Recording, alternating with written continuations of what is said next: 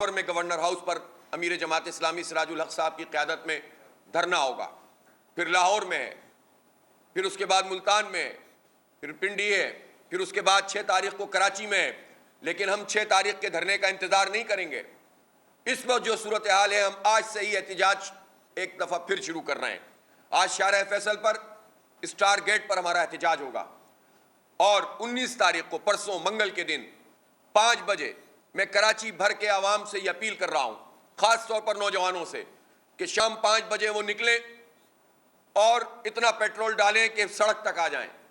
ہم 15 پوائنٹس متعین کر رہے ہیں، ان 15 پوائنٹس پر آ کر کھڑے ہوں اور اپنی موٹر سائیکل بند کریں، عوام اپنی گاڑیاں بند کریں اور سڑک پہ کھڑے ہو کر احتجاج کریں۔ اور ان 15 پوائنٹس کے علاوہ بھی جہاں جہاں لوگ سڑکوں پر موجود ہوں، وہ سڑکوں پہ کھڑے ہو کر اپنی گاڑیاں بند کریں۔ پورے شہر میں یہ منظر نظر آنا چاہیے کہ عوام بیزار ہیں اس کٹ پتلی حکومت سے، عوام بیزار ہیں IMF کی غلامی سے، عوام نجات چاہتے ہیں، اپنی منتخب حکومت چاہتے ہیں، اس ظلم سے نجات چاہتے ہیں۔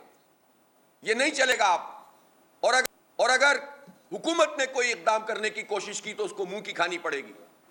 ہم پرامن مزاحمت پر یقین رکھتے ہیں۔ جماعت اسلامی کے نوجوان اس پورے احتجاج کو منظم کریں۔ کراچی میں امیر جماعت اسلامی کراچی حافظ نعیم الرحمان نیوز کانفرنس کر رہے ہیں، اس بارے میں آپ کو آگاہ کرتے رہیں گے۔ سبسکرائب کریں اور بیل دبائیں تاکہ کوئی خبر رہ نہ جائے۔